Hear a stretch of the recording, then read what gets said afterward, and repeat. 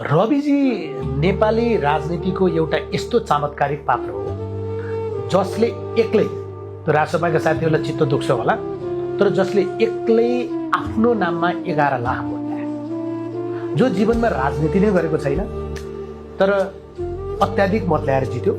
दोस्रो निर्वाचन त उहाँको गल्तीका कारण उपनिर्वाचन भएको नि, तर त्यसमा थप भोट ल्यायो होइन। जो एउटा व्यक्ति, तपाईँ पनि सञ्चारकर्मी, म पनि सञ्चारकर्मी, रविजी पनि सञ्चारकर्मी, एउटा सञ्चारकर्मी आत्महत्या दुरस्थानको मुद्दामा पक्राउ पर्दा देशभरका युवा युवती चाहिँ भरतपुरका सडकमा गएर उहाँका पक्षमा नाराबाजी गरे। त्यो तपाईँलाई हामीलाई हुँदैन होइन, तर उहाँका पक्षमा त्यति भयो। तर उहाँ जे चिजबाट जानेर या नजानेर जेलिनु भयो र जे परिणति उहाँको बन्यो, उहाँ भाग्यमानी मान्छे होइन, अभागी हो।